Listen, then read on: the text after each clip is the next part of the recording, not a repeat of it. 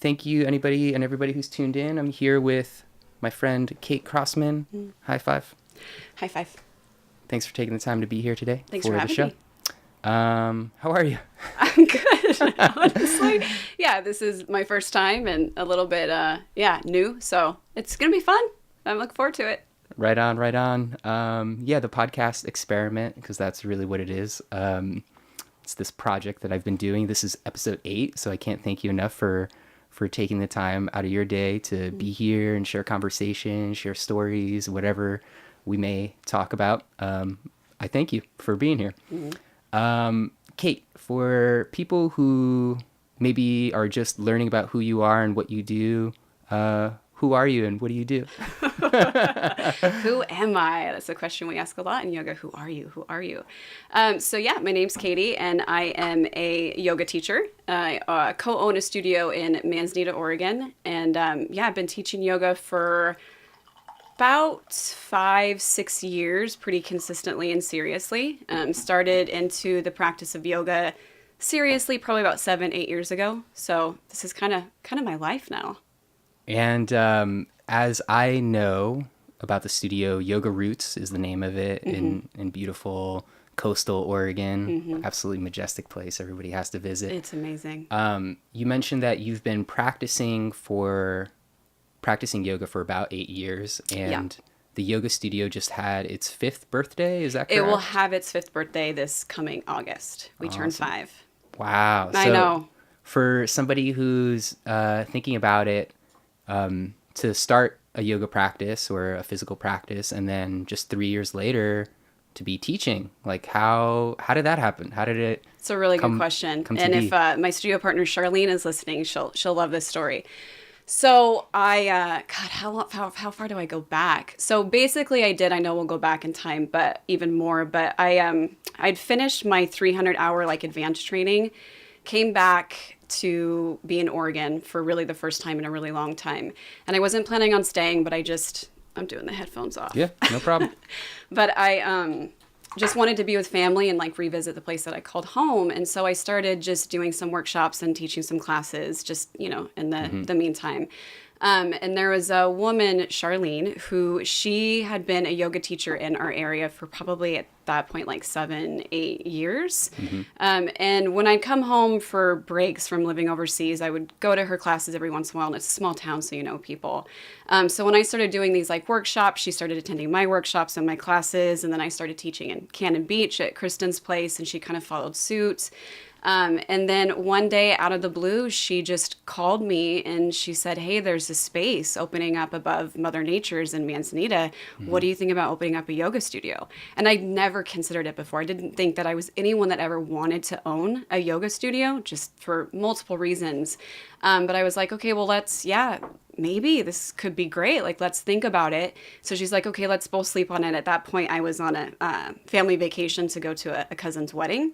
So I was with my parents and we were just like, yeah, let's talk about it. Let's think about it. Sleep on it.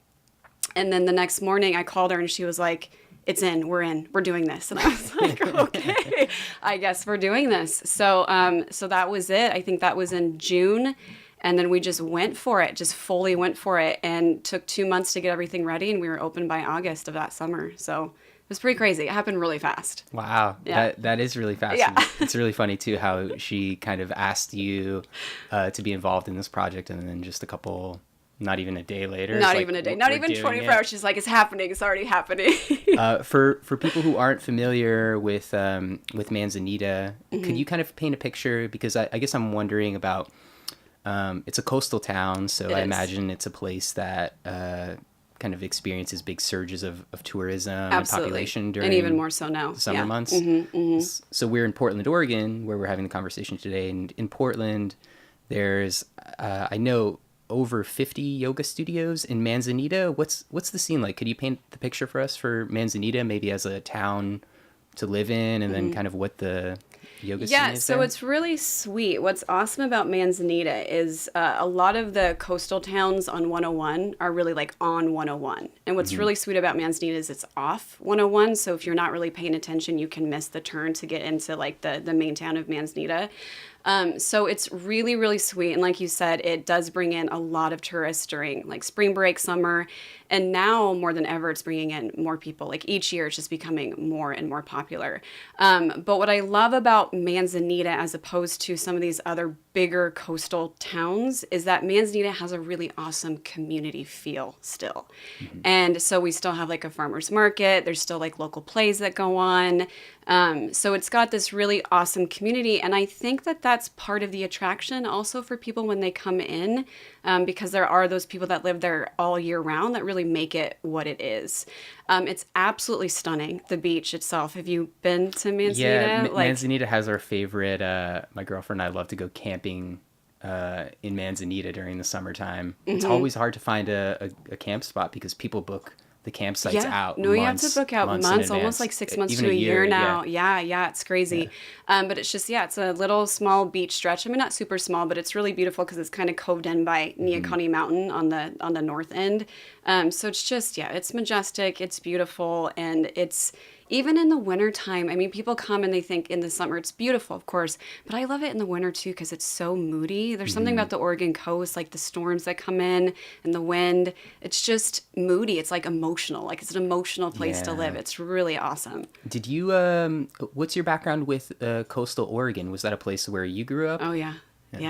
Yeah, I grew up in Nehalem, 2 miles south of Manzanita. So I went to school in Neahkani, which is in Rockaway, another coastal town. So like from some of our classrooms, we could see the beach. And I think it was my sophomore and junior year, they allowed for like off-campus lunch. So we would drive to the beach to eat our lunch. I have to say that I had zero appreciation for it when I was young because I didn't know anything else. I mean, this was home, on my way to school. I mean, I would just drive by the beach the whole time. And it's, of course, amazing. But at that point, I had nothing to compare it to. So I didn't really like it. And I couldn't wait to get out. So I left as soon as I could. So it was really interesting to come back and to have such an appreciation for it and such a feeling of like gratitude to now call that place home.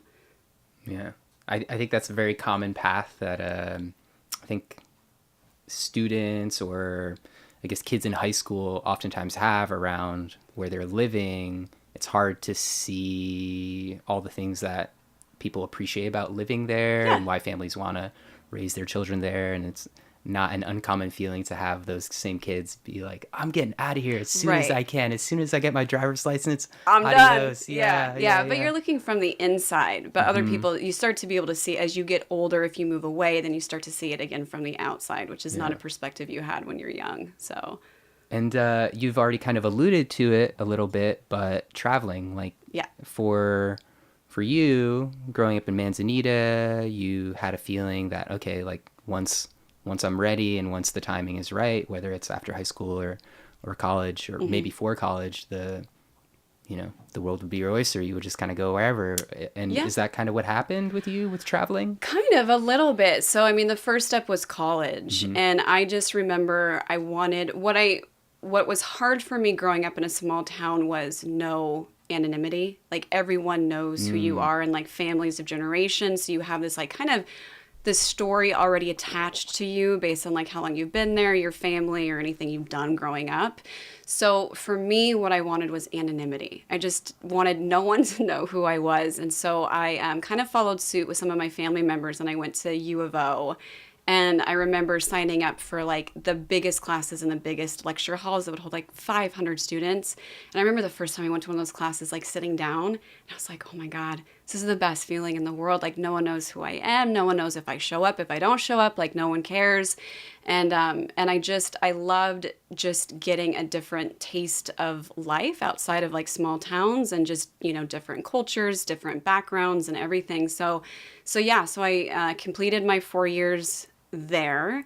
And then I started working in downtown Portland after college and then did that for a couple years. And there's some, stories that lead up to me just deciding like, I'm out. I gotta start traveling.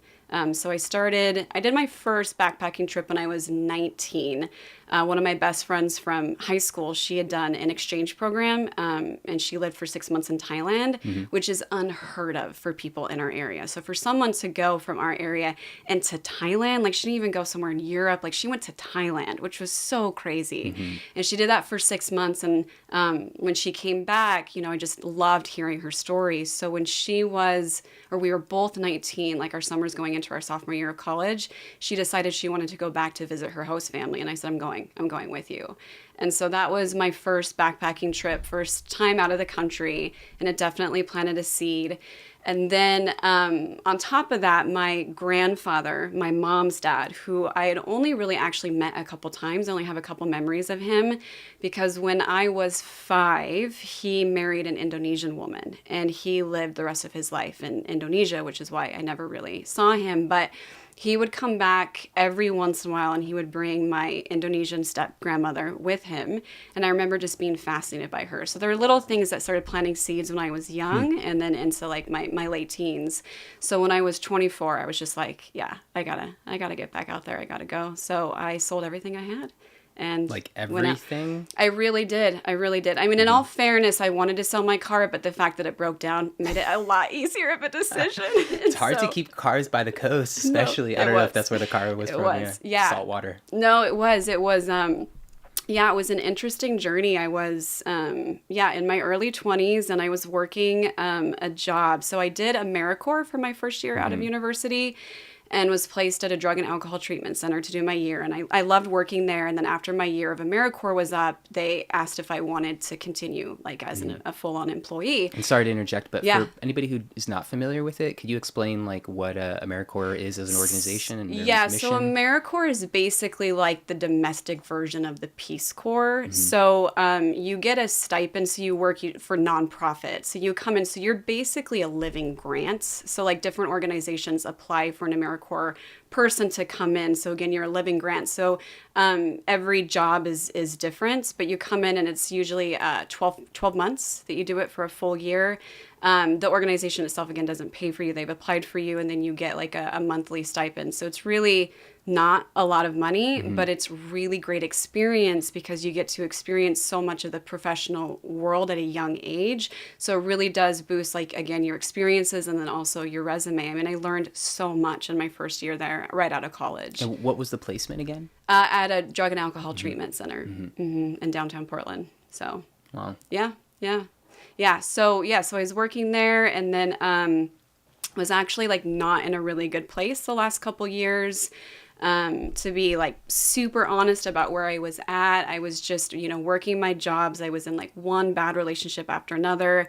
At that time, the relationship I was in, the guy I was with had his 4th DUI. He ended up in jail. So a lot of our relationship was me going down and visiting him in the correctional facility. And I woke up one morning and I just was like, is this my life? Like, is this what I'm doing? Is this what I really, really want? And the answer was just like a really hard no. This is not what I want. So something in me asked, like, what do I really want to do? And the answer was travel. I want to get out and I want to travel. And between that moment and actually being overseas was probably a good like 3 to 4 months. I put in my notice at my job, literally did sell everything that I had and scrapped together as much money as I could and bounced. Awesome. The true vagabond ways. The true vagabond ways, yes. I've done a little bit of travel overseas. I was born overseas as well, but it's a different type of travel, and that was conducted by my parents when they decided to move to the United States. But I can resonate with having the feeling of knowing that there's something else out there that you don't know. Yeah. About, but you want to know about, and you feel the urge to really try to just rid yourself of anything that maybe keeps like preconceived ideas or characteristics that you just kind of want to wipe the slate clean. Exactly. So that's really exciting that you decided to say adios to everything that you had. I did. Physical, I think, and it was when except yourself. Except for myself, yeah. I took my actual physical body with me. The one thing can't escape. Yes, exactly. But yeah, there's something. It was interesting because when I did my first yoga training, we learned about this this like moment that, so the name is like Samvega. Have you ever heard of it? And you're I'm not sure. Is that Sanskrit? It is. And so it was interesting because when we were reading it through one of our books, it talked about how like, we go like, we have these moments and it's kind of this like Samvega, which is where kind of like almost out of nowhere, not necessarily out of nowhere, but kind of like suddenly you look around and you kind of face this like inevitable like meaninglessness of your life. Like you're just like, what am I doing? And you feel almost like disenchanted by everything that you thought you once held dearly.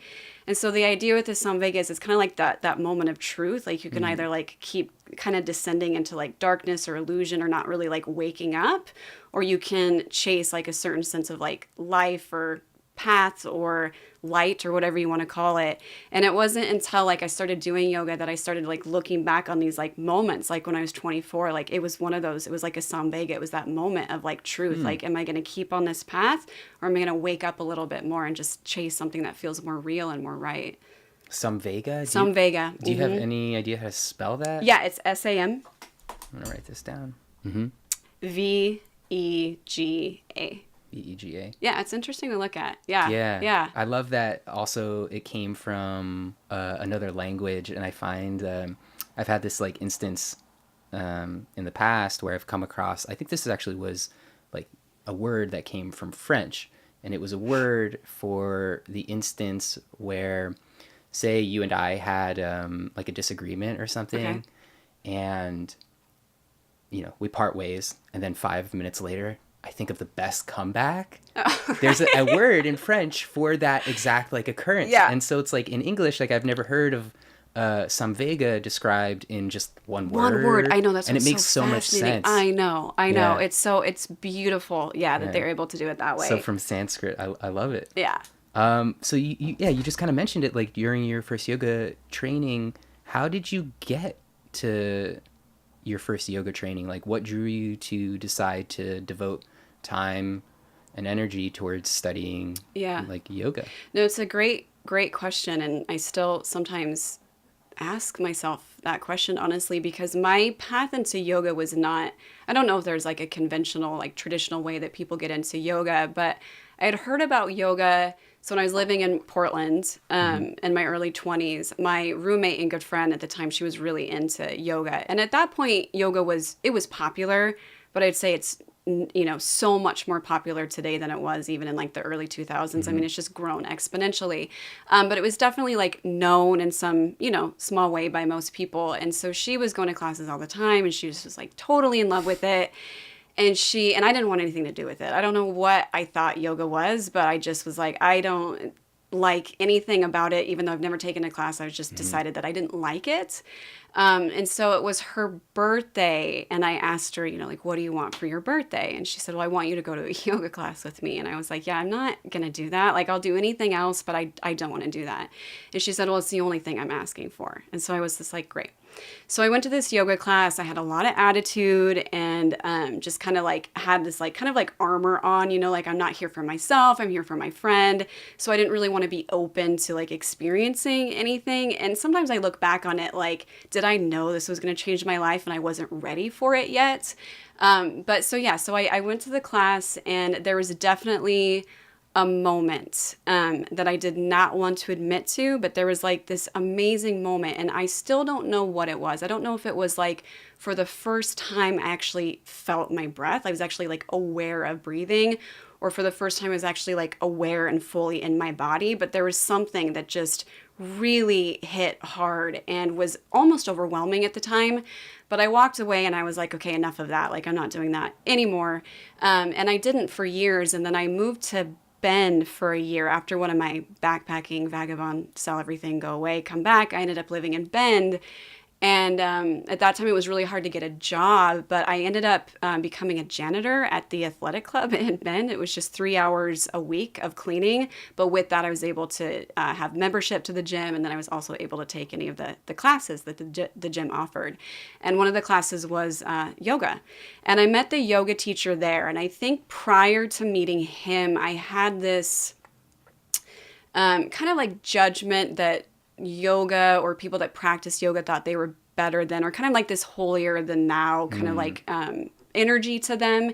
And so when I met, which is of course like a stereotype and a judgment, I was fully judging. I'm not saying that that's how the yoga world is. But when I met this guy, he was awesome. I mean, he was just totally real. He was totally teacher. normal. The yoga teacher. Yeah, it was just so human. I mean, he cussed, like he drank beer. I'm not saying that these are things you should look for in a yoga not teacher. In the class, though, but right? yeah, not in the class, that exists as well. It absolutely does. Yes, I'd love to talk about that. Yeah. But for me at the time and where I was, that's what I needed in a yoga teacher. And I felt safe going to his classes. So I started going. He was an Ashtanga teacher. And I went to his classes for probably a good couple months. And then I decided I'm going to live in South Korea. I'm going to move overseas, and I'm actually going to fully move this time and actually take some stuff with me. And so I was getting ready to leave to go live in South Korea, and I had let him know because we had built, a little bit of a relationship over the course of going to his classes. And he basically just kind of took me on for free, started working with me once a week doing privates. And the whole idea for him is that he wanted me to have something that I could take with me to continue my practice when I moved to Korea, because he didn't know what the yoga world was like or if I was going to be able to find classes. And then I know we had talked about this, but he had a poster of the primary series, the Ashtanga primary series poses. So Ashtanga is a style of yoga that has a series of movements that are repeated in a very specific sequence. Exactly. And you have to be able to achieve traditionally the posture before the next posture is allowed to be attempted even. Exactly. Makes it a little hard to get that practice going. But you had a poster with these yoga postures given to you by this teacher? Yeah, which was great because it was something for me to follow along. And then he he introduced me to a little bit more about yoga. So he introduced me to the 8 limbs, which we can talk about. So he introduced me to the 8 limbs of yoga. I didn't really fully understand them. I still don't necessarily fully understand them. But so he gave me a little bit. And then I went over, and it was the only artwork that I had on my little studio apartment in Korea. It was just this, poster of the poses. And so I kind of practiced here and there. But there's just something in me, and I still, like I said, I look back on it and ask because I'm, not totally clear, but there was just something in me that just started to fall in love with it. And what's interesting is I fell in love with it without even really actually knowing what it was. And I just felt, again, this calling. And so I thought, well, the most I know is that yoga was born in India. So I'm here in Korea. If I want to study, why don't I just go straight to the source? And so I started looking at training programs, and I found a couple different ones, applied to a couple different ones, but then found who is now my guru, Vishvaji, Yogrishi Vishvketu. He had a video of himself posted online, and I watched this video. And I just felt attracted to him, and whatever I felt coming through this video, I was like, I think I really want to study with him.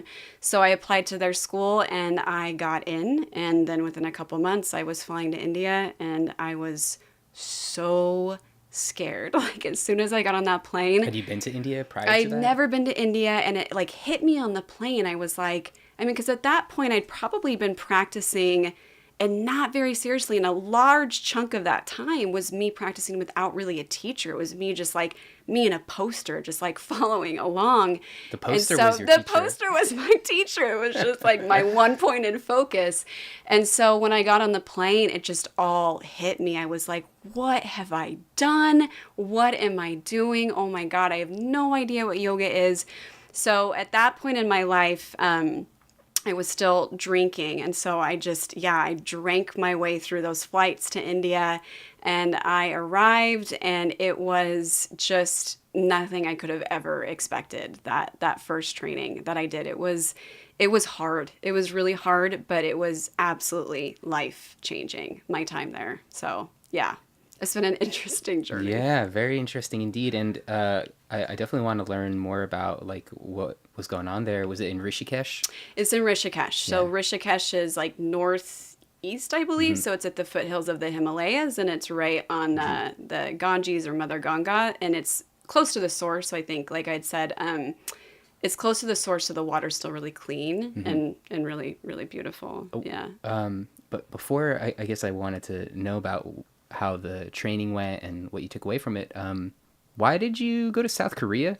Not that Yeah, we there's just like I skipped haven't over been that. to South Yeah. Korea, and I would love to go there. And I Yeah. have friends that are from there, and yeah, Seoul is like a crazy cool looking city that I want to know about. But yeah, why did you decide to travel to South Korea after living in Bend, Oregon? Yeah, so I just had decided I was in Bend. So it was basically every time I'd get back from traveling or backpacking, I'd land back home, wherever home is, usually always somewhere in Oregon.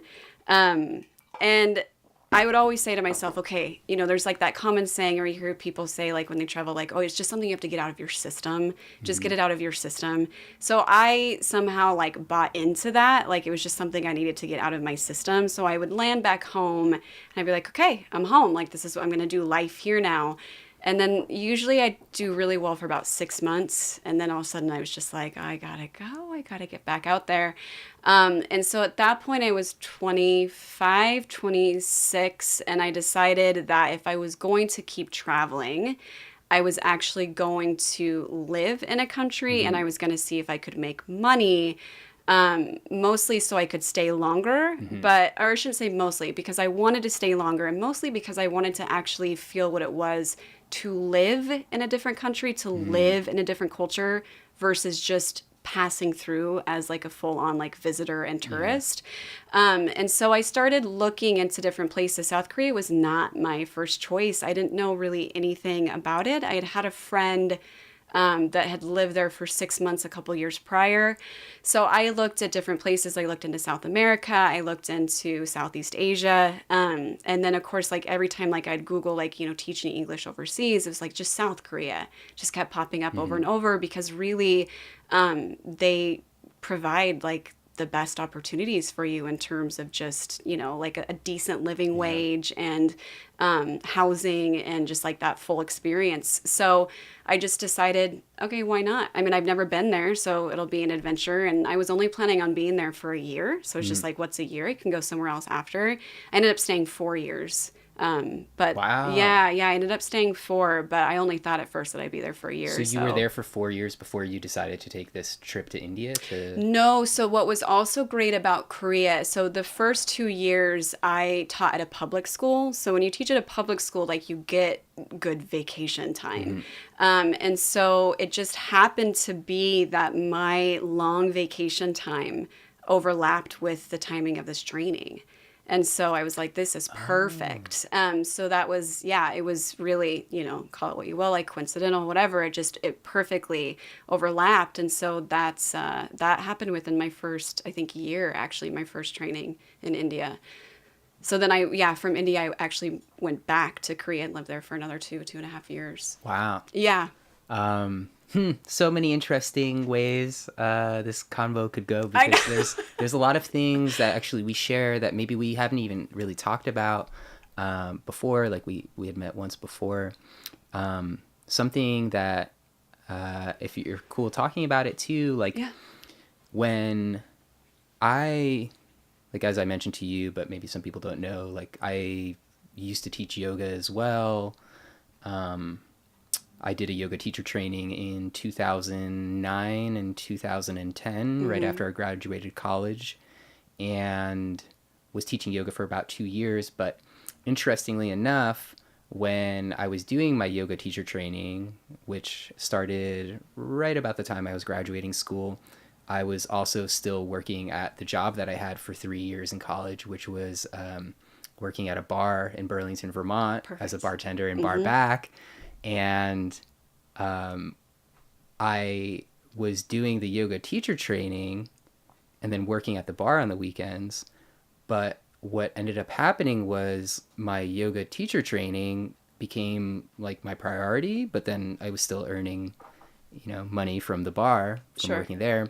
But I realized like the two lifestyles didn't really quite match up. So I was working at the bar and I was totally sober. I was not drinking and I was still working at the bar, which was this like conflict of whatever. But it's what was going on when I was doing my yoga teacher training. And then I ended up leaving the bar and continuing to do like yoga. And it was definitely like the yoga practice was definitely an impetus for me to evaluate like my lifestyle choices. Absolutely. And for me, like alcohol was one of the things I decided to stop like consuming at that time because of the yoga practice. What was your relationship with like yoga and then like substance or alcohol? Yeah, no, it's a great question. And it's a huge part of my story, which I'm always happy to talk about now. At the time, maybe not so much, but now absolutely.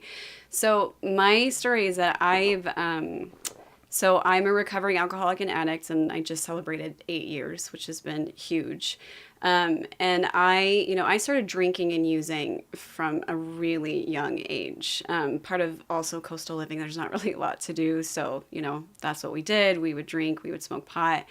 And so I had actually been trying to, like, I noticed that there was something not healthy about my relationship with alcohol and drugs when I was young, and went to one of my first like program meetings when I was 19. But nothing really stuck, and I would kind of go in and out through like, okay, yes, I don't want to drink, I don't want to use anymore, to, oh, I'm fine, I can handle this, I can do this, I'm young, this is what people do when they're young.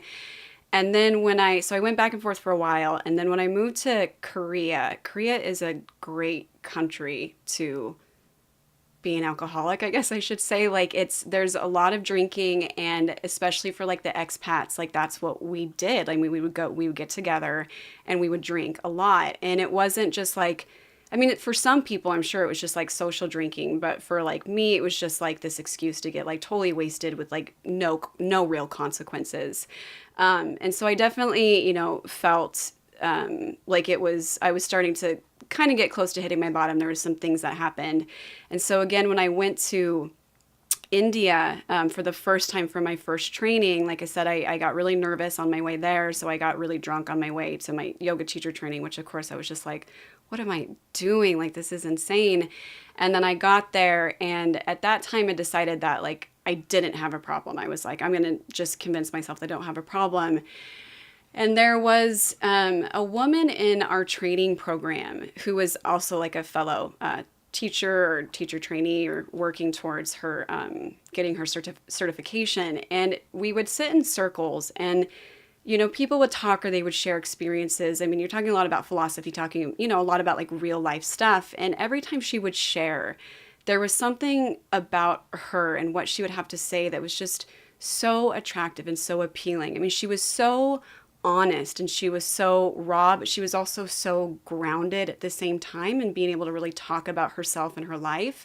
And I felt really attracted to her. And then to make the story really long, which I've done, but one of our assignments for our 200-hour training was to write like a 1,500-word essay. So we had a choice. We could either write about one of the yoga sutras, or we could compare yoga to any kind of like other esoteric like belief system.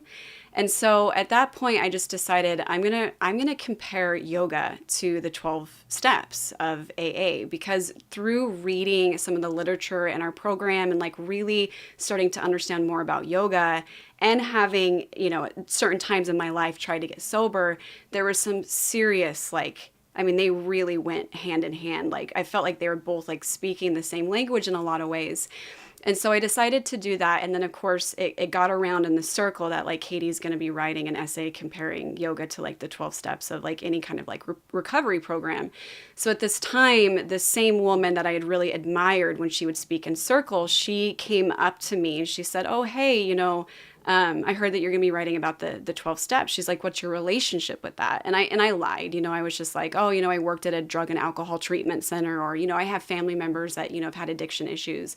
And she admitted to me then and there that she was like, well, I'm a recovering, alcoholic. And I thought, oh, okay. And so she was like, I was just, wondering if you had any like personal connection to it. And I, of course, lied. I said no. And then about like a couple days later, I had just like this huge breakdown in the training program. And I just, again, had this like moment of truth and realizing that I absolutely have a problem. So I went to her and said, I really do think that I'm an alcoholic. And she said, great. She's like, let's have a meeting. So she had, brought her book, and we went and found a cafe, and we just sat and we had a meeting right then and there. And that's when I decided, okay, like I don't want to drink anymore. But that changed as soon as I got back to Korea. I hit another low, and then I called her. She had given me her number, and she said, anytime you need a call. So I called her, and she was like, okay, let's do this. Are you serious? And I said, yeah, I'm really serious. So between her always being in a different country and me always being in a different country, I think between like the two of us, we were in like 9 or 10 different countries, and we were able to work through like this whole like 12-step program just by phone. And it was completely miraculous, to be honest. And I think at that time, I really started to get more into like yoga, not just the physical postures of yoga anymore. And coupled with getting sober, they both really fed each other. Like yoga fed my sobriety, and sobriety started feeding a lot of my yoga practice. So I think that there's something to be said about both of these programs in the sense that yoga and, these 12-step programs, they're really just kind of like programs of getting honest with yourself. I think they're like programs and practices of truth in a lot of ways, and like self-study and kind of like understanding yourself. So I'm just like eternally like grateful that I found both almost kind of at the same time. 'Cause yeah, it was just life-changing. It's crazy. Yeah, it is crazy. So yeah, so I got sober in South Korea on a military base in South Korea. That's where I got sober. And then did you decide to stay in South Korea and continue to teach English? And were you teaching yoga there as well? I did a little bit. When I got back from my first training, I started an after-school program for my students, and I had like over 200 students like sign up for it, which was really, really crazy. So we started doing like after-school yoga programs, and then I also offered a just like free class. Like I talked to the school I was teaching at and just asked if I could like use their gym after school. And they said, yeah, absolutely. So I just opened up a free yoga class to anyone, like anyone in the community, any of like the Korean teachers, like anyone that wanted to come and teach or study, they could come. So yeah, so I taught a little bit while I was there. Yeah. And after you became sober, did the groups of people that you spent time with, like your friend groups, did those change completely. Or it usually does. It's hard. I'd say that most things in your life change quite a bit, and I think that's the hard part about like getting sober is, and that's why there's all these like cliches in the program, is like a day at a time, because really, if you start thinking about like this idea of like, oh my God, I have to give up my friends, I have to give up drink, I have to give up everything that I know, my entire lifestyle, it's so daunting and overwhelming, and it feels like it's just impossible. So you don't even try. So you just go really slowly. But yeah, absolutely. I mean, I definitely hung on to like a couple friends that really supported me getting sober. But for the most part, yeah, everything changed. Like I didn't do those weekends at the bars anymore. Like that was not my social life anymore. And that was actually when I started really getting into rock climbing, I think, which we had talked about. So I decided to like shift gears and just got really all about like health, like taking care of myself and having fun in the process. Because I think like getting sober, that's the other thing too. It's just like, is life ever going to be fun again? Like all you knew was just like drinking or using. That was the fun part. So am I ever going to have fun again? And so finding these things like, rock climbing and a different group of friends, it was a blast. And that of course helped a lot too. So. Wow. That's amazing. Yeah. I think that's like a big thing that scares a lot of people, especially when they think about like, oh, my groups of friends, like we always get together every Friday night, or we're always doing like happy hour after work. Like, what am I going to do after work now? Or, how am I going to have fun? Exactly. How am I going to have fun? And so it's amazing that you talk about like rock climbing, because like rock climbing, mostly indoor for me, but a bit of outdoor as well, has been something that I've been doing a fair bit amount of here in Portland. But then also through my yoga practice, I came across other physical practices and pursuits that I think attracted me when I was younger. But now that I wasn't, hungover anymore in the mornings. Right. And I was also saving a bunch of cash Exactly. I could pursue now. And so it's like I got a lot more interested in hand balancing and gymnastic strength training. And I then realized like this is where I have fun and this is where I find my new friends. For people out there who are maybe like thinking about like changing their lifestyle, maybe getting sober, like is there like piece of advice that you would give them on like where to start? Oh man. Yeah, I mean, for me, it was going to a meeting, which is really hard and I think intimidating for people. But I think usually we have someone in our life that we know of that's either like have a relative or someone that's, you know, gotten sober or had addiction. It's pretty prevalent in society and in culture. So I would say that. And then I would also say to just try it. Like, don't just starting small. Like, you don't have to commit to like this whole life of sobriety, but just to experience it and to go. And if you were going to go to a meeting, I would say the best place to start are speaker meetings. They're super non-intimidating. So basically what it is one person, or depending on the meeting, it's broken up to maybe two people. But what it is for that full 60 minutes, either one or two people are just standing up and telling their story. So there's no pressure. No one's going to look around the room to see who's new. No one's going to talk to you if you don't want to be talked to. And no one's going to like ask you to speak or say your name. So it's a really, I think, easy kind of like gentle way in if you're thinking about it. Or there's even a lot of really great online stuff as well. There's a lot of like online speaker meetings. Or that are just recorded. They're recorded and there for you for free to listen to in the privacy of your own home. And the only reason I suggest starting there is because when people tell their stories, oftentimes if you are struggling or confused on whether you have a problem or not, or you're thinking about like moving towards like a healthier lifestyle of not drinking or not using, when you listen to people's stories, and the whole point of why, you know, people that have been sober for a while tell their stories is really for the newcomer, because usually in your story, there's something that someone's going to be able to relate to. And that's what we're looking for. Something that we can relate to that's kind of like this common ground of like, I feel that way, or I've experienced that, or like, that sounds just like me. So it's just that first kind of sense of like connection or understanding of like another person that's kind of almost speaking to you when they're not necessarily speaking directly to you, if that makes any sense at all. If you're comfortable talking about it, like for you, what were those moments? So for me, the moments were really speaking with the woman that ran me through my first 12 steps. And then I also have an aunt and uncle who were huge in my life. They had been sober and they were really honest about their story. And so when I first started like seeing things in myself, I started talking to them. And I think one of my biggest moments is as someone that, you know, an alcoholic or an addict, a lot of times you carry around like some shame around like who you are, shame around things that you've done, or shame around things that you can't remember that you've done. And so you carry them around, and anytime we carry something like that within ourselves, it gets bigger and bigger and bigger. And so I remember the first time I had something that I really wanted to share, and I decided to share it with my aunt, who I felt really safe with. And so in my mind, it was just this huge shameful thing. And as soon as I said it out loud, she looked at me and she was like, "Is that it?"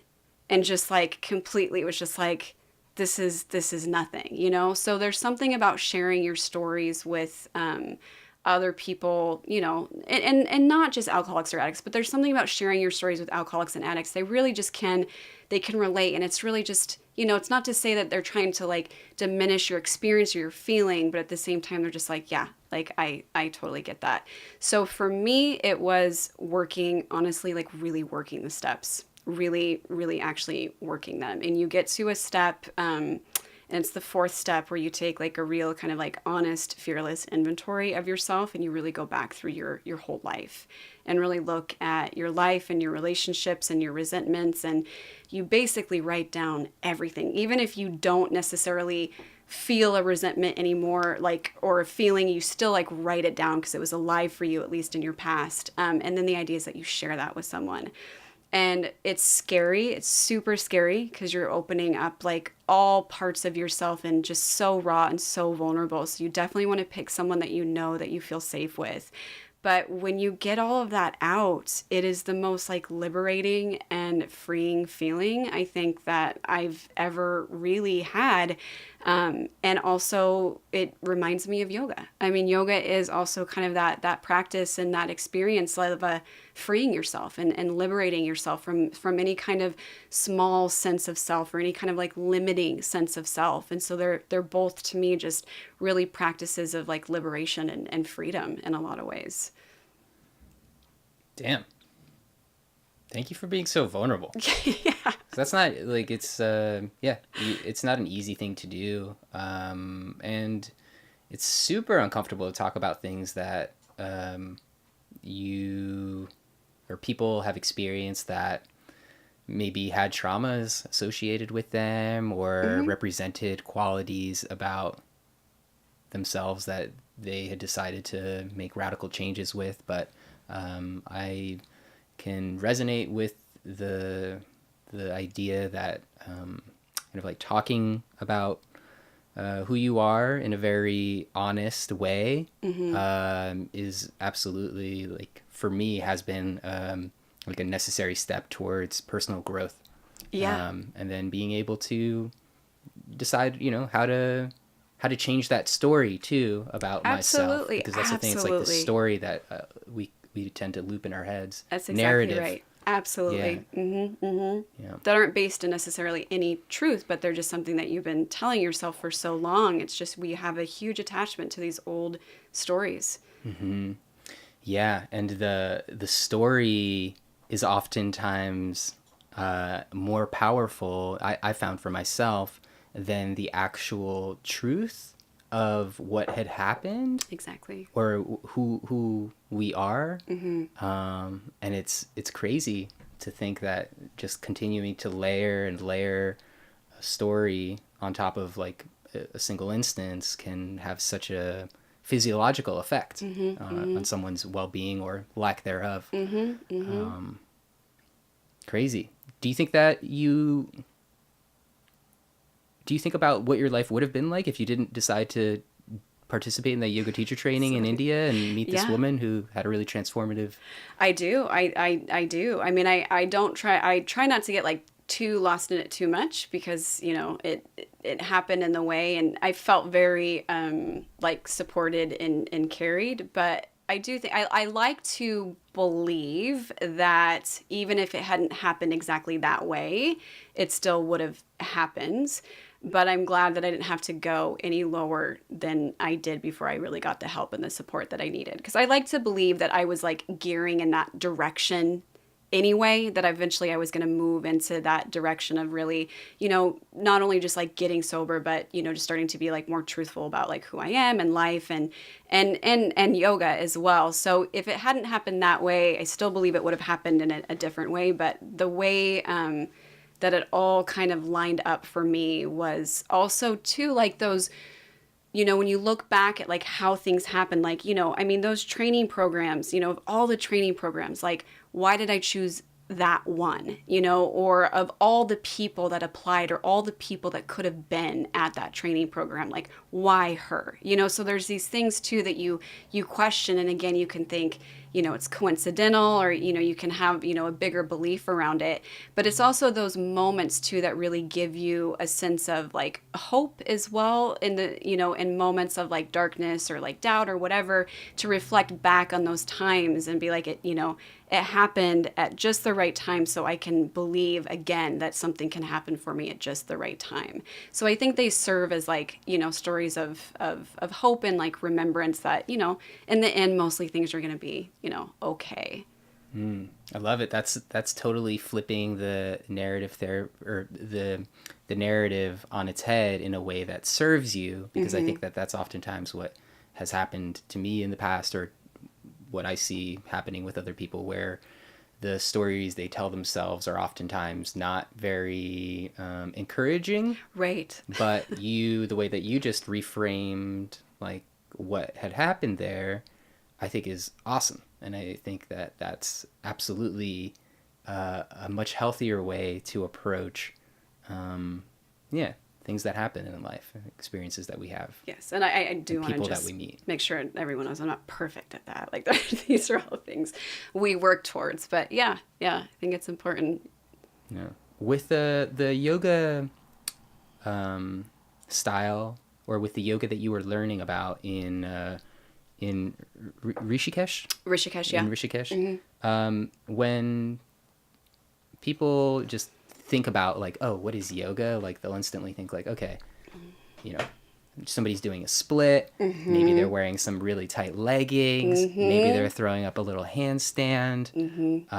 What's the yoga style that you learned in Rishikesh? Okay, so Vishvketu, he's basically kind of coined this. So the training that I received was in Akhanda Yoga, which most people haven't heard of. So for anyone listening, if you're like Akhanda, most people, unless you've been, it's A-K, good question. I actually have it here. It's a good test. A-K-H-A-N-D-A. Did I get it right? Yes. Yes. Okay, good. So Akhanda basically means unbroken, undivided, kind of holistic. So I think this is something that we had talked about when we had coffee, is that there are a lot of, the world of yoga is, when you get into it, can be really overwhelming, because there's so many different styles, so many different lineages, backgrounds, and people saying you should do it this way, people saying you should do it that way.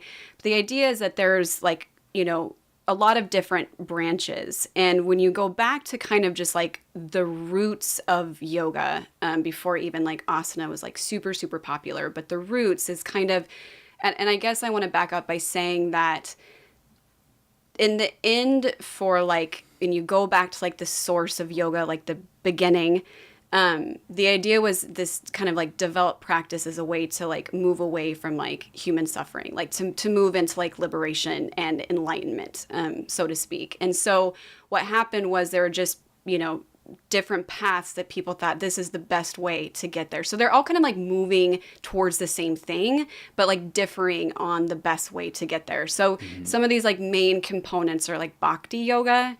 So Bhakti Yoga is more of like a devotional practice, which we've talked about, I'm sure but it's where you'll see more of like the deities, like the different like Hindu gods or goddesses, which then religion comes in, which is a whole different conversation.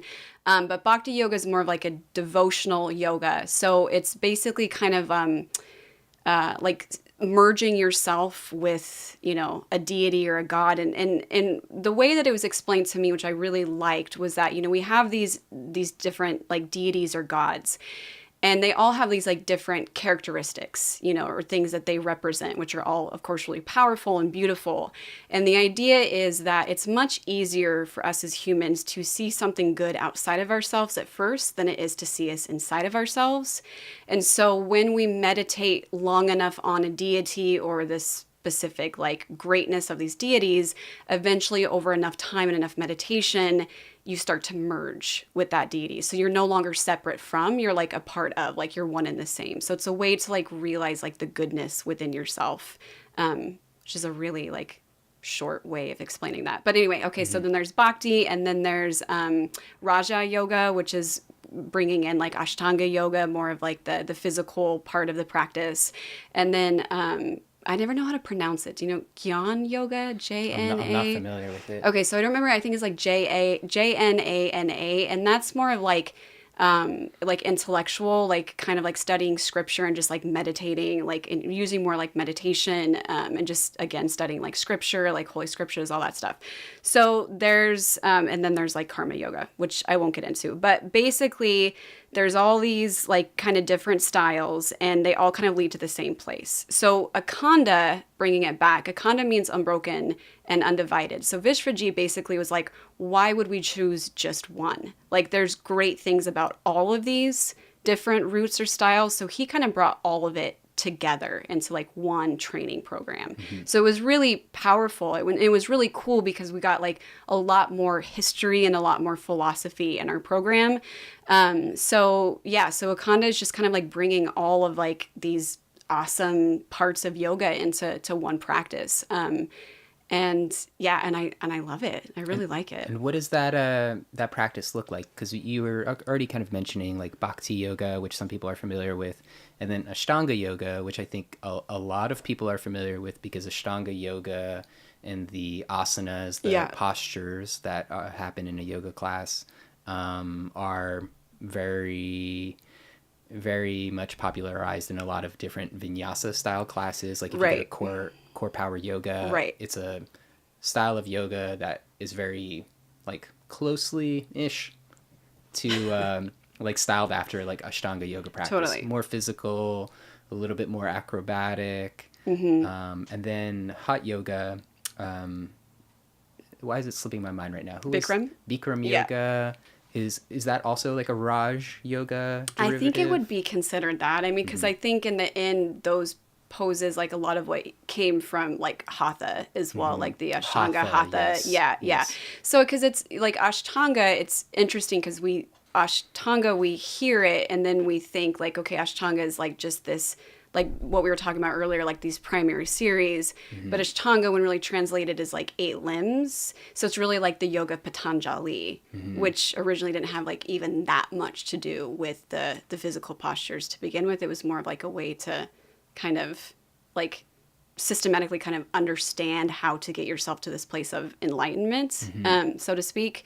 So for us, classes, I mean, definitely we did asana practices. So I guess if you were to go to an Akhanda class, just like an Akhanda level 1, 2, or 3, you would start out, and in Vishvaji, we always would own like 3 times, and then there would be a theme that he would bring into it. And really simple, it could just be like, gratitude or forgiveness or love or compassion. And then he would kind of bring in then like a mantra. So this is where like the bhakti comes in. Like, so he would bring in like a mantra that fit into that theme. So you would chant. So we always chanted with every practice. So you start by chanting, you've got your theme, and then we would go into like pranayama. Then we would go into a lot of like the breath work. What is pranayama? Yeah, breath control. So there's different forms of pranayama, breath work styles. And so he was really, really big. I'd say like he was, probably one of the things that he was biggest on was breath work. So we would do like 3 or 4 different styles of like breath work throughout the practice. And then we would do asana postures. And the most I could relate it to would be like a hatha fusion class. So we did do sun salutations, which you are moving a little bit faster and you're moving with the breath. But then we would bring it back to just like more hatha postures, more basic poses that you hold and you're still and you're just breathing and kind of like exploring your body. And then it was always a really long shavasana. And then we would come up and he'd always leave like 10 to 15 minutes for meditation, which in a lot of Western classes, that longer shavasana and that meditation at the end is really missing. Yeah, that doesn't exist. It doesn't exist, exactly. And so he was just like, if you teach a 60-minute class, like these were kind of like his... And what I loved about Vishvaji is he wasn't like super strict. He wasn't like, you have to do it like this way. But his recommendation or suggestion is like, if you're going to teach a 60-minute class, you should have at least 5 to 7 minutes of shavasana and 5 to 7 minutes of meditation. And so you get maybe like 1 to 2 of each. And sometimes you don't even get any. But yeah, so he would just leave like a lot of room at the end for meditation as well, which brought in the whole like, however that word is that I can't pronounce, Gyan Yoga something. So very, I don't want to say internal practice, because when we're practicing a posture or physical practice, like your intention can oftentimes be to be embodied and to be really conscious of like how you want to move or what it is about your posture that you want to modify. But Akhanda yoga, is it fair to say then that it's a style of yoga that is representative of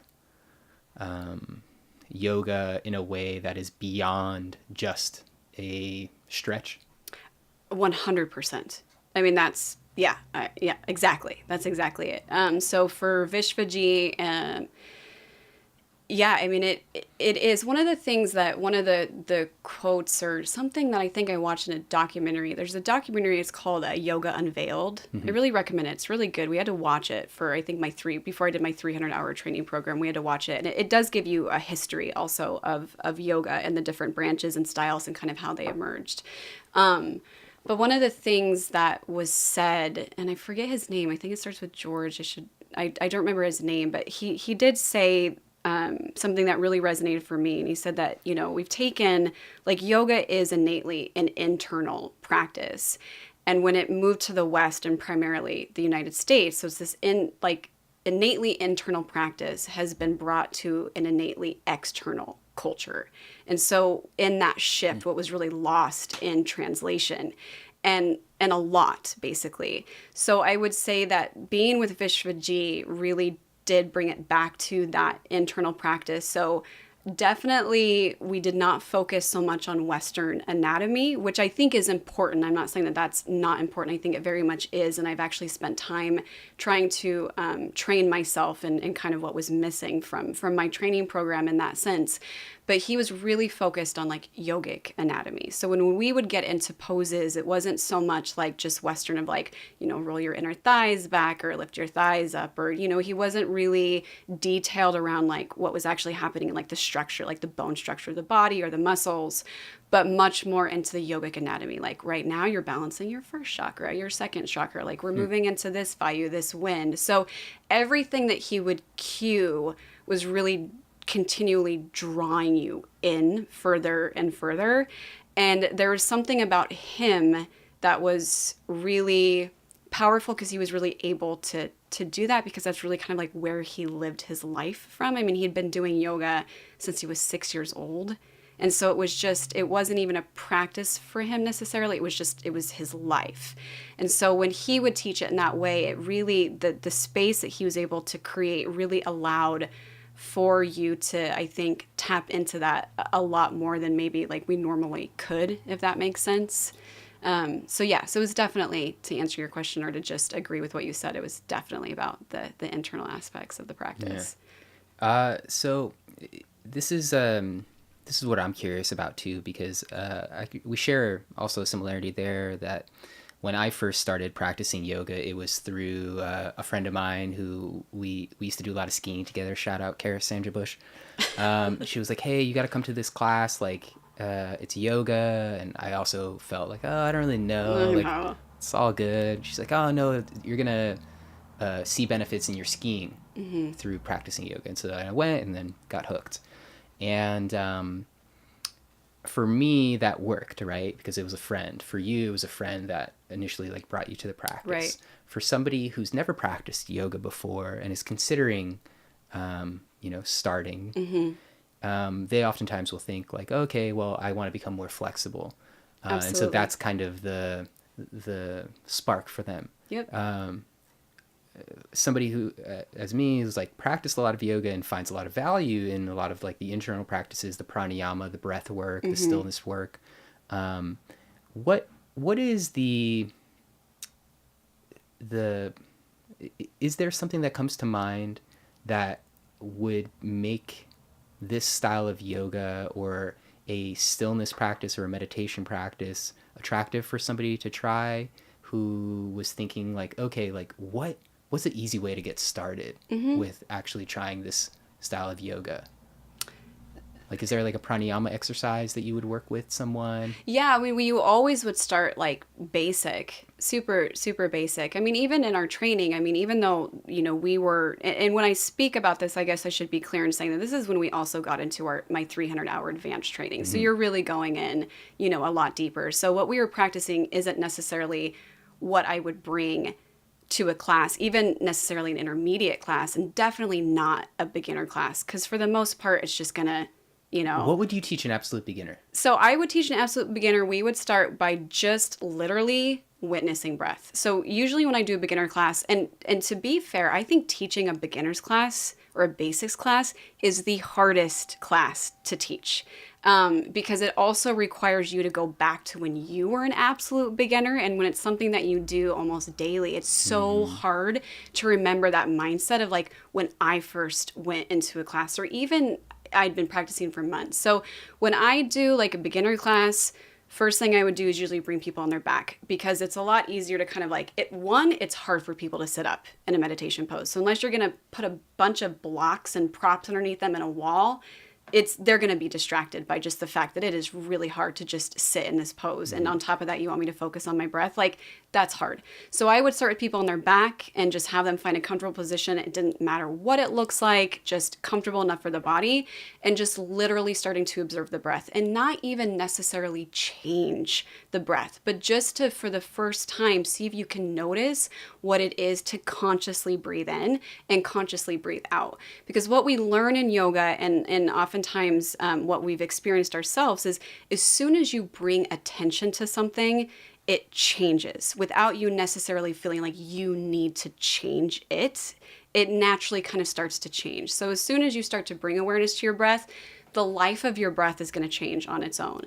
So I would start there, and I would keep it really simple. And that would be it for breath. And then through poses, they would be like really basic poses. And anatomy, super simple, because I think we forget too that like I've had a student, I was in a class one time, and someone said something with your hamstring, and the student was just like, what's a hamstring? You know, so you can't go into the assumption that people really, you know, have, you know, awareness around what even if it's super obvious to you, it might not be to other people. So I would just go in super simple with poses, and I would maybe peak at like a half sun salutation, not even a full sun salutation, maybe a warrior pose, maybe not, but mostly just to start to like even like learn what internal and external rotation is of like the arms and the legs. So something just really, really simple, if that makes, Anyway, I mean, there's a lot you could do, but that's where, I mean, when I teach a basics or a beginner's class, that's usually where I start.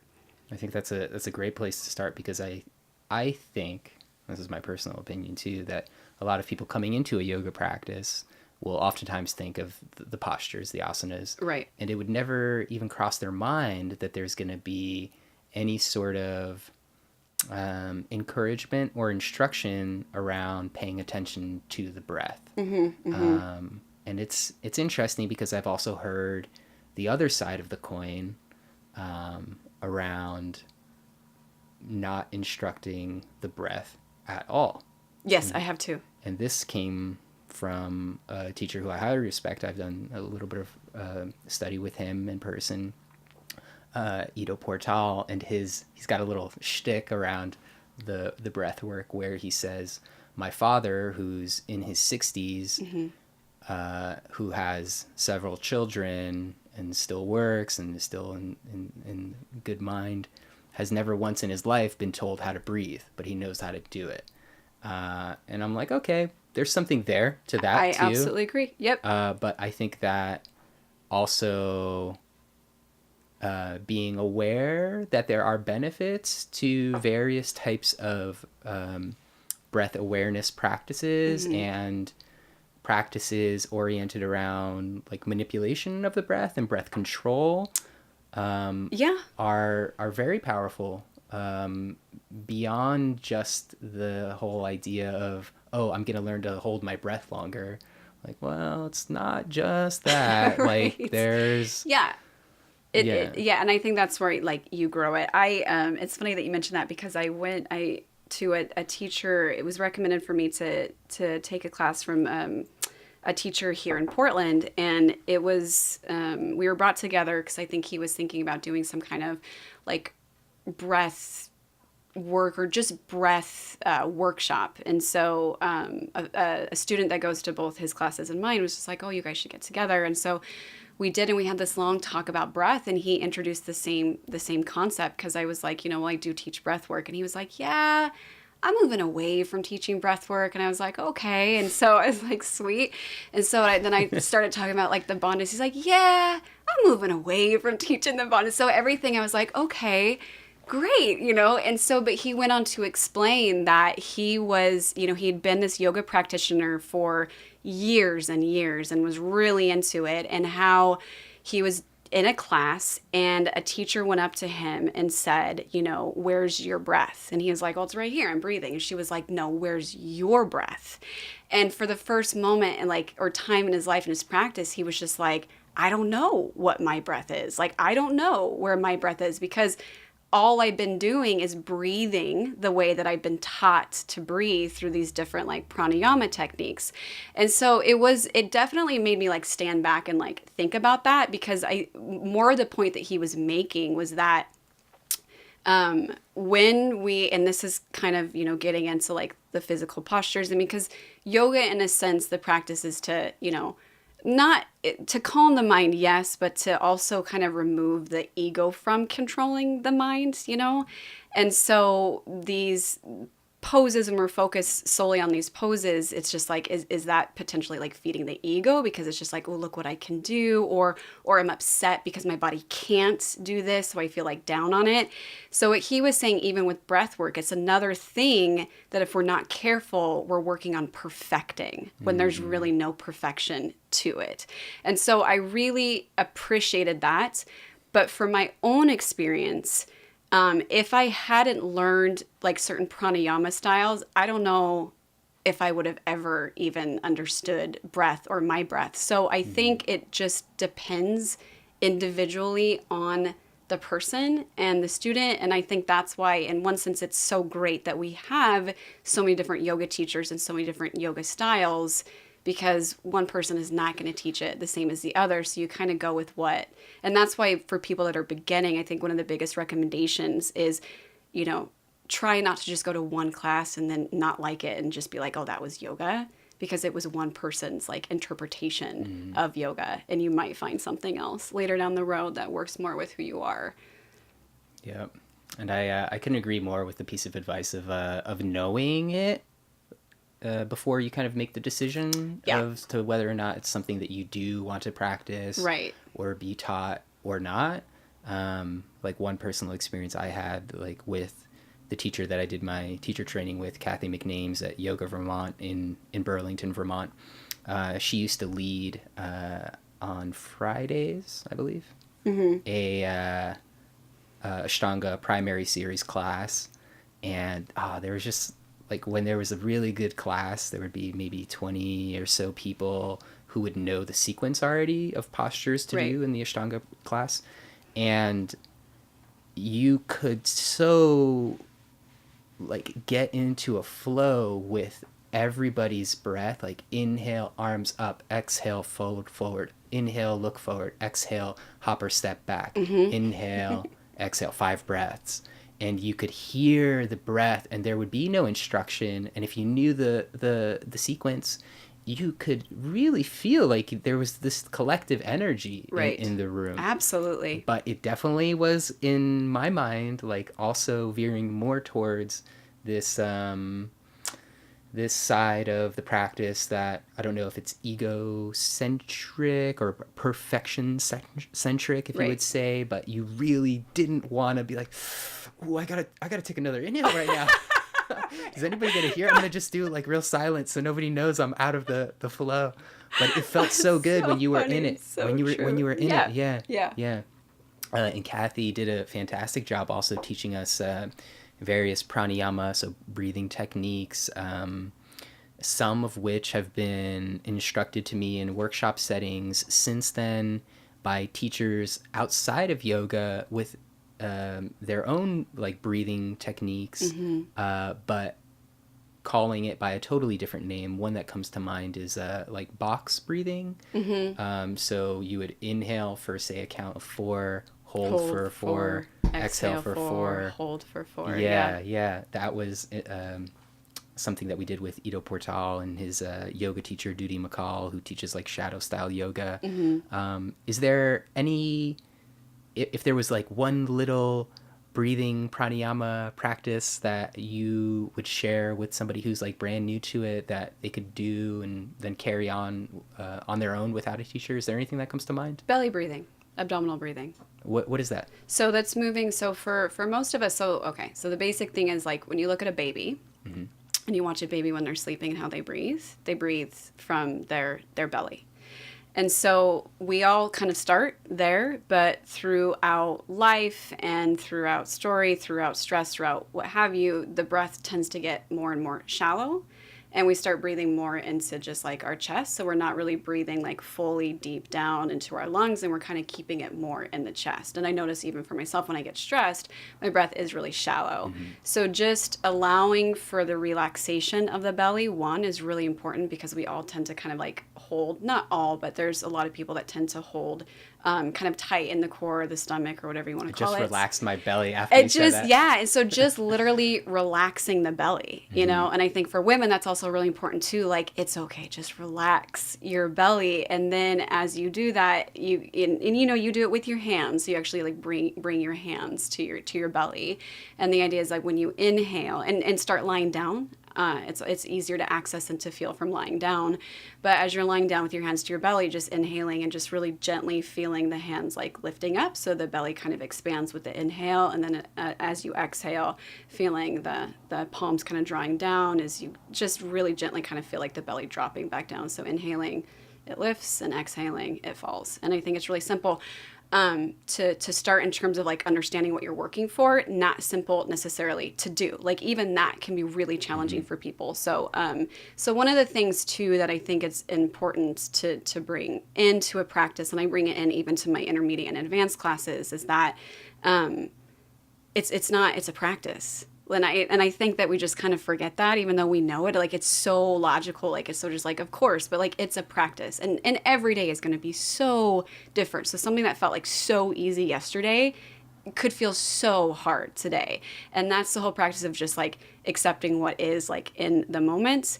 And I think another thing, too, for people in the beginning, and even for me, you know, intermediate or advanced practitioners as well, is to also remind people that it's okay to like normalize the nature of the mind, like to just kind of normalize that. Like the nature of the mind is going to be that it's going to go in a million different directions. So if you can even stay connected to like one inhale for even like a millisecond, that's huge. Like that's a really big, I think, thing to have done, you know? So yeah. What does that mean to be connected to the inhale? To just even to actually be like fully present, where like all of your attention was just right there for that tiny moment of feeling your breath, or feeling your belly lift up, or even feeling it, you know, at the ends of the nostrils, or yeah.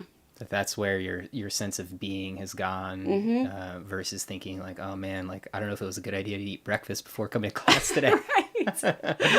or yeah. Which, FYI, it's like it's up to you.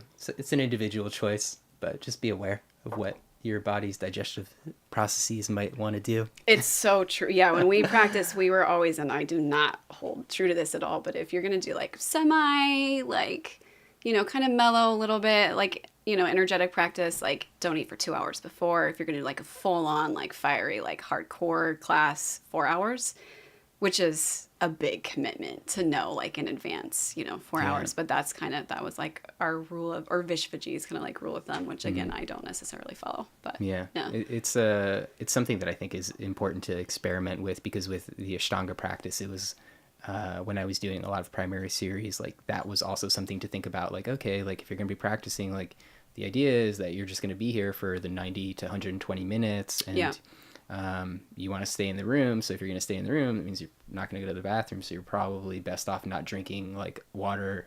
Maybe, you know, figure out what your time frame is. Yeah. Before that.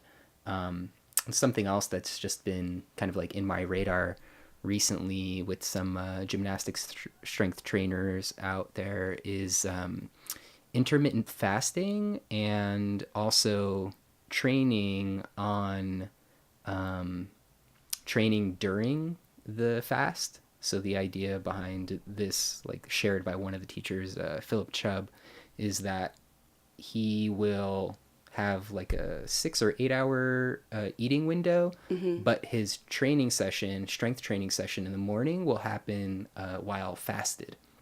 And I've tried this a couple times now, and I've found for myself, if I do train in the morning and I do train before I eat breakfast, it can have like positive effects. But again, this is a very individual thing that Absolutely. is custom tailored, not recommending it necessarily as like a blanket practice or protocol for people, but it's something that's to be explored. Well, it was for us in our program. So we would eat dinner was at 6:30, and then that was it. And then you would wake up at 5 for meditation, and then the asana practice in the morning was at 6 for an hour and 45 minutes. So no breakfast beforehand. So you would wake up, and then that was it. And I remember in my 200-hour training program, like after the first week, when my roommates was just like, fuck this. And she went and bought a box of cereal, and like every morning at like 4:30, I'd hear like this cereal going into the bowl and just like crunch, crunch, awesome. crunch. And she'd be like, okay, now I'm ready. Like she was just, because it was just too much for her. And like, I get that. So it was pretty awesome. Yeah. So for you guys, it wasn't training on an intermittent fasting schedule. It was just yoga practice. It was just yoga practice every morning. Yeah. Same thing, different name. Yeah, exactly. Amazing. So you were living in Korea, came back, started teaching yoga in Korea. We're doing the rock climbing thing. Yeah. How did you end up in the United States opening a yoga studio? Yeah, like, what happened between those times? Yep. So I did my 200-hour training, went back, continued to teach English and Korean, taught a little bit of yoga. Then decided that I wanted to do my advanced training, because now I feel like what's to maybe be able to like circle back to this later on in the story. What's interesting, I think for me, what's been really interesting in this journey is, so I had maybe about like 6 months, not even, of like practicing yoga like in the West with like a Western teacher. And then the rest of like my whole like yoga practice and understanding was like in the East. I mean, I was living in Korea and I was studying in India, and there were some yoga classes that I went to in Korea, but there wasn't like these online platforms that there is now. So I didn't have like all these like online videos that I could practice to while I was living overseas. I had a poster. I still had a poster. And after my 200-hour training, I had like, a notebook full of, ideas or class ideas. So I would practice that. And that was pretty much my practice for a couple years. And then I decided I wanted to do my 300-hour training, because now I'm like really falling in love with this, and it's become like a huge part of my life. I'm now a couple years sober as well, and I'm just like, feel so good.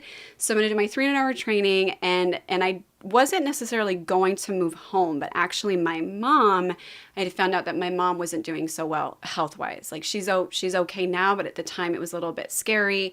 And I'd been away for, almost 4 years, and I was like, okay, it's time. So my plan was to work in Korea up until my 300 hours. So this was in March, and the 300-hour training was at the end of October. So my plan was to work all the way through, do the training, and go home for a while and see what happened after that. But then when I found out that my mom wasn't doing well health-wise, I was like, okay, I'm gonna go home now. So I went home, and I was in the States for a couple months before I went and did my teaching program.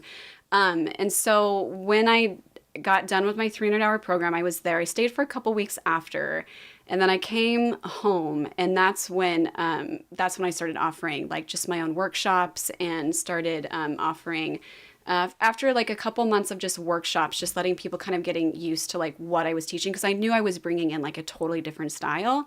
I didn't know how new though, to be honest, until I was home for like a good like 6 months to a year, and I started going to other yoga classes, is when I realized like, wow, like I am so far removed from Western yoga. So I started going to these classes, and I was like, I have no idea like what's going on. Like these are all, most of them are like, other than like the sun salutation, which was also practiced differently, these were really brand new poses and practices for me. So it was a really interesting journey to come home and start offering pretty much like the only thing that I really knew, through like my own experiences and my training, to then like a whole different world of people that were used to a whole different like subset of like practices or styles. So I started with my workshops just so I could spend more time with people than just having like a 60-minute class. So that I could spend time explaining why I was doing what I was doing, because I think in yoga, and especially the way that I was trained, there's really nothing like arbitrary to like what you do and why you do it. And so having that kind of like knowledge of background, I thought it would be really beneficial to spend time with students in more of a workshop setting to be able to kind of like explain what was going on and why we were doing it. And then from there, I started actually like putting on some weekly classes at Kristen's. And then we lead into Charlene basically opening up a yoga studio and putting my name on it. It's basically, how that happened. So it was hard at first. I think when we had coffee, I talked about how, so Vishvketu refers to yoga in the West as like jumpy pumpy yoga. So he's always like, why you guys like that jumpy pumpy? I don't understand the jumpy pumpy. And it was always really cute. We'd always laugh. And so when I got back, you teach what you know. I mean, for the most part, you teach what you know. And that's what they say when you first start teaching, you're pretty much using everyone else's voice except your own, because you're just kind of like feeling your way into finding your own voice within this practice, because it can be really intimidating. And so, I was teaching what I knew, and I didn't know or didn't feel like it was being well received. Like I was bringing chanting in, like we were oming, we were doing all this like crazy breath work. Like my classes didn't move really fast. They weren't flow, they weren't vinyasa. And so I messaged Vishvketu a lot through that time. And I was just like, I don't know what I'm doing or why I'm doing this. And he just, would continue to tell me to just like teach from your heart, and like your students will find you, but you have to keep teaching from your heart. And so that's what I did. And then, to be fair, I started studying a lot more, doing like some anatomy workshops as well, and taking a lot more classes. So I was able to start to take what I loved about what I had learned and also blend it with a lot of the styles that were more popular here too. But that was, like years in the making. Mm-hmm. Yeah. And then the studio that you had opened up with your partner, Charlene, right? Yeah.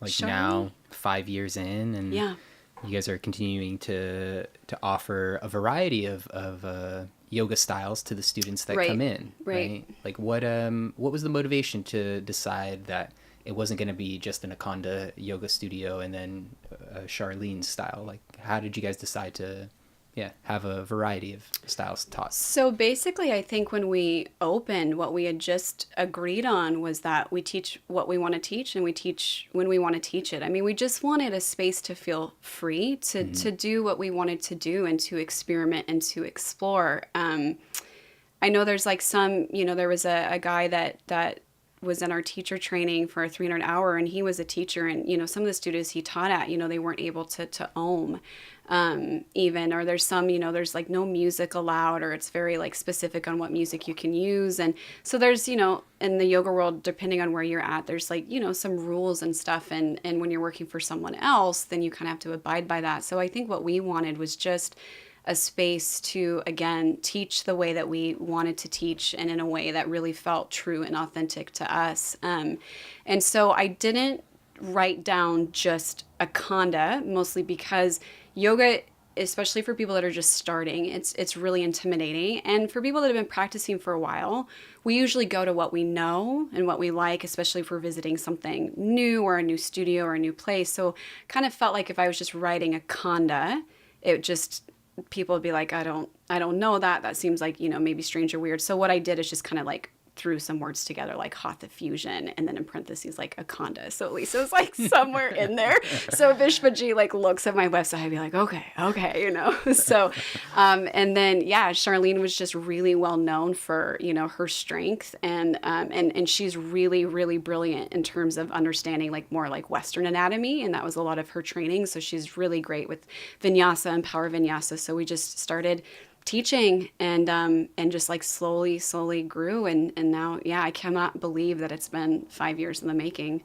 We just started really slow and just Amazing. Just wanted to stay true to like what we wanted to do and what we wanted to teach, because I think if you're trying like anything in life, if you're trying to be something that you're not, or teaching in a way of what you think you should be teaching rather than what you want to be teaching or what feels right to you, you burn out. You just get really, really burnt out. And, as a teacher, you bring a lot of yourself to your classes, and that's what makes you relatable. That's what resonates. That's the authenticity that the students pick up on, where you build that rapport. So if you're teaching also something that doesn't feel right for you, there's not a lot of passion involved, and I think that you tend to get more burned out quicker and more easily. So I can understand, just thinking about like where I kind of was for some of the last like yoga classes that I was teaching, and what I realized I wanted to learn more about, and how there was a little bit of incongruency there. Yeah. I was starting to bring my focus and attention more into the gymnastic strength training, more into just the hand balancing focused practice. And I didn't have as much enthusiasm around teaching an asana class that didn't represent where my interests were moving towards. Right. So I can relate. Yeah, I watched some of your videos, by the way. Your YouTube videos. I've got a couple Awesome. out there. Yeah, they're so awesome. Yeah, there's some old YouTube videos of me out I there. looked at the year. I was like, wow. But they're really fun to watch. There's some stuff out there. So how we originally had met was through a mutual acquaintance, a good friend of mine, Mr. Ray Sang, who runs a film production company called Only Today. Shout out to Ray, Joyce, and the entire crew, Zippy, Ryland, and Matt. They just got word that some projects that they had been working on received like seven Emmy nominations. Yeah. They've already got like 10 or something. I think 10 or 11 between. So soon they'll have like 15 or 20. Congrats, Only Today. But Ray and yourself and the Only Today team have been working on a pretty interesting project. I'm trying not to put it into one container, but currently it's being presented as a TV pilot. Right. Can you talk a little bit about that? Yeah, I would love to. So, so to go back, so we'd been at the studio for a couple years, and then I decided to follow through on something that I had been wanting to do for years. So I went to Thailand for 6 months and volunteered with an organization that works to prevent the human trafficking of vulnerable youth. And so I was there for 6 months, and it was just, I still don't even have fully the words for it, but obviously like it completely changed my life. And I taught yoga over there to the kids, which was just like the best classes I've ever had. I mean, they were just like an absolute like shit show, but they were just so fun. And so I was there for 6 months, and every day for 6 months, I mean, because you put in long days, you put in long hours, and so every day your life is like working towards this like really beautiful, like, amazing like cause or mission, and building these relationships with these kids. And I just absolutely fell in love with everyone there and the work that they were doing, and just felt so honored to be a part of it. But some hard stuff happened while I was there too. I mean, we were in one of the areas that's the worst for human trafficking, which is why Kun Pop, the founder, that's why he set up shop there, where he built the center there, is because it's such a place where it's right on the border of Myanmar. And so there's a lot of human trafficking that happens within this specific area. So being so close to it and working directly with it, there were a lot of things that I saw, that I witnessed, that were just horrible, just heartbreaking, like over and over again. And so right before I left, two of our little kids had gone missing, which was just shattering, and no one could get a hold of them. And so we didn't know what happened to them.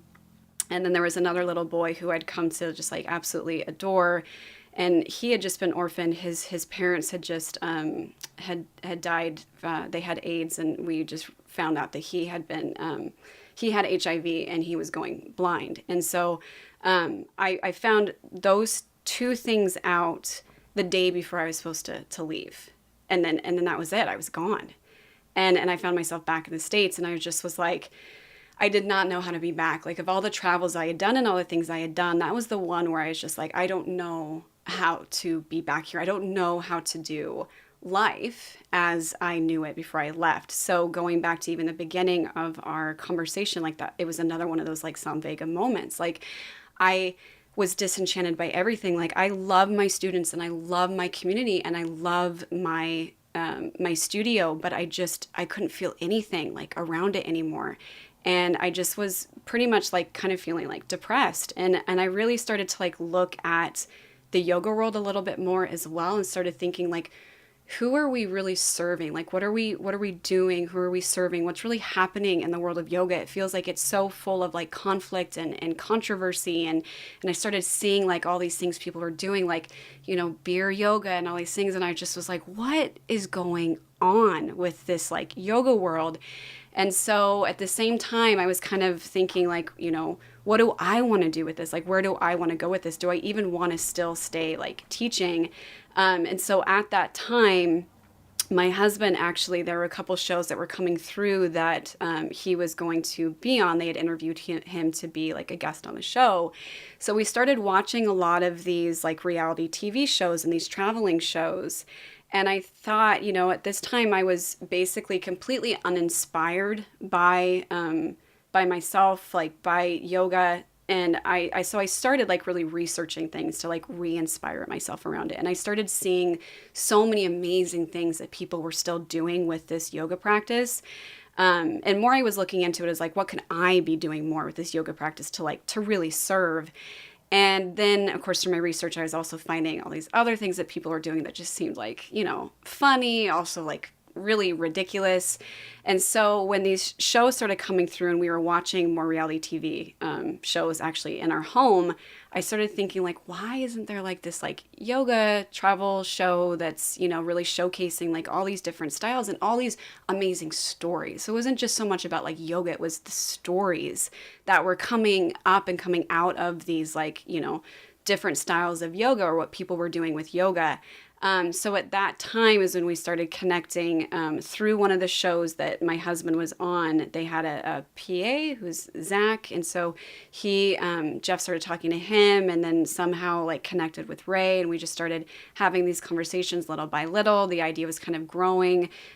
Perry from Picture This, he was also a friend of Jeff, so we started talking to him about it a little bit more. And so it really just kind of started as just like, you know, wanting to be able to like share these like amazing stories and like and how to do that.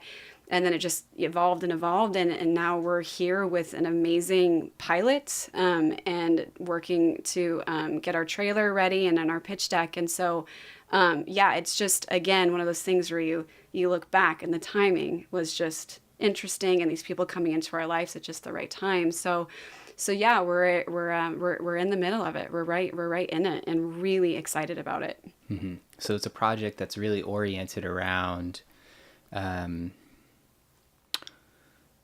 yoga be the container for stories that you share as the host of right. how yoga is doing good in the world. Yeah, doing so well. It's really actually, yes, in some ways, yes. So there's a couple of things that we're looking to like find through the show, which is basically it's a travel show because we really want to go around, because there's one thing that I'm sure like we both know is that like depending on where you're at, like the different like cultures of like cities or countries or people's backgrounds can very much have an influence on the way that we do anything, the way that we eat, the way that we, you know, communicate. So definitely then the way that we practice yoga as well.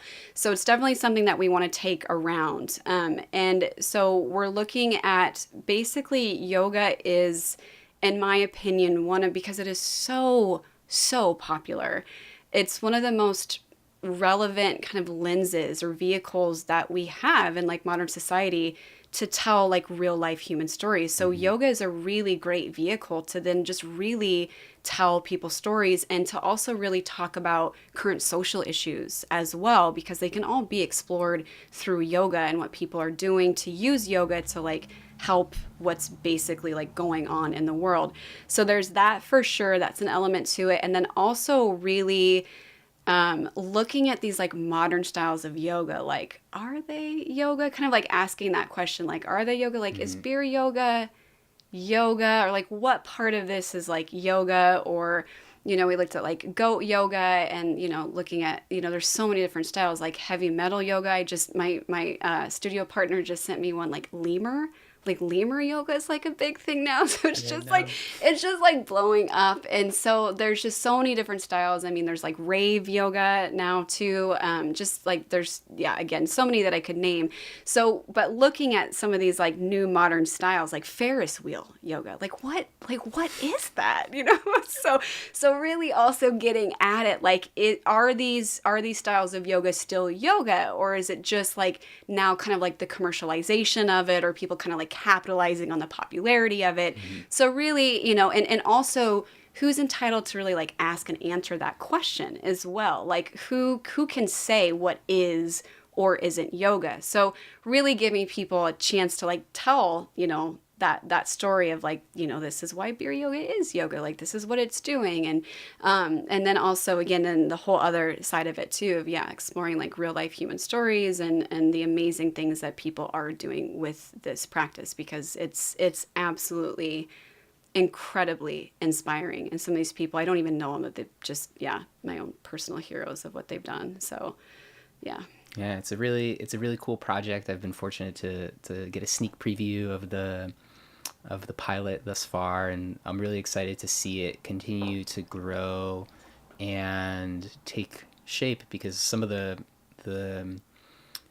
people and places and stories that you've talked to me about, I think are very interesting as far as themes for how yoga exists in the world and what it can do for good, for others, for the betterment of others.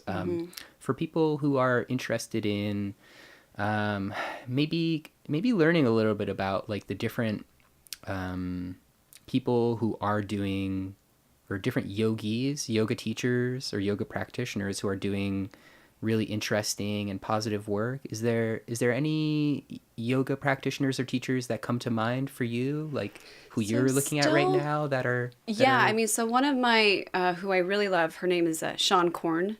And so she's based out of, I think, California. So she's doing some really amazing things. And she has this whole organization that's called, I think, Yoga Off the Mat and Into the World. Yes. Yeah. So I listen, like, she's doing a lot around, like, Indigenous or, like, Native American, looking at, like, those stories and telling those stories. And then also through African American and like the issues of racism. And she also really, I love the way she approaches like spirituality in yoga as well, and veganism is yoga. So she's really incredible and powerful. And then I know we talked about like, I think Jessamine.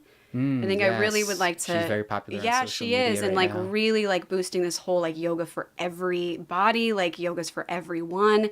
So I love the work that she's been doing, and so so there's a couple there, and then there's just a couple organizations too. Like there's you know, Yoga Behind Bars, or I think is one of them, or like prison yoga as well, that are bringing it in. To different like correctional facilities. There's even one, and there's a couple actually in Portland. I think one's like Living Yoga. I think her name is Sarah Joy Marshall. So she was actually, I don't know if she's one of the first, but she was definitely one of the big ones that started bringing yoga into like rehabilitation centers, like drug and alcohol treatment centers, and then also into like correctional facilities as well.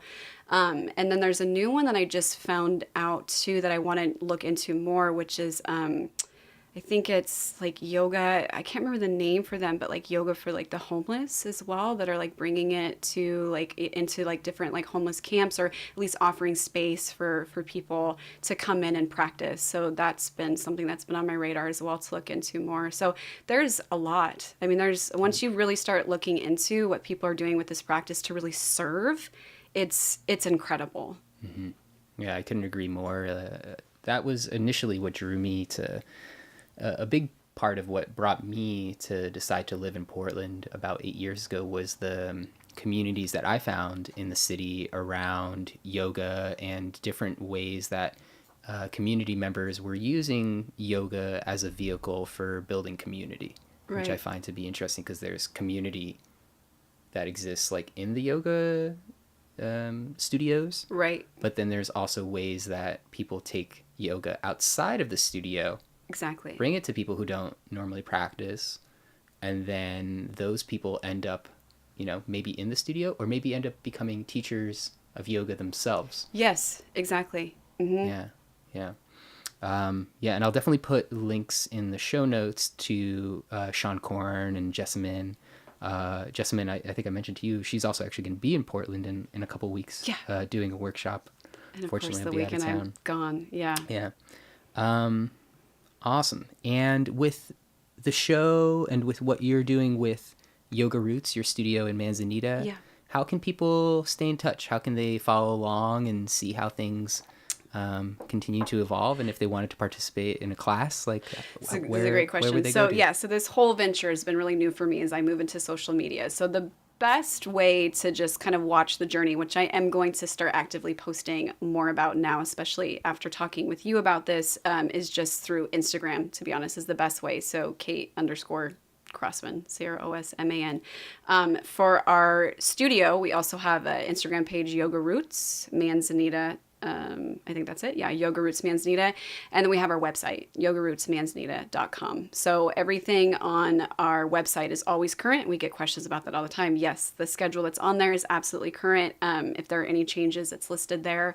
And yeah, we're getting ready to gear in for summer, so putting some extra classes on the schedule. So say mostly through Instagram and to start trying to like bring into like, I guess, Facebook a little bit more. But for right now, those are the best places as we kind of launch this into like the world a little bit more. So awesome. Yeah. And for anybody who's tuned in, are there any parting words of wisdom or advice that you'd like to impart on the world, or a breathing exercise you want everybody to do?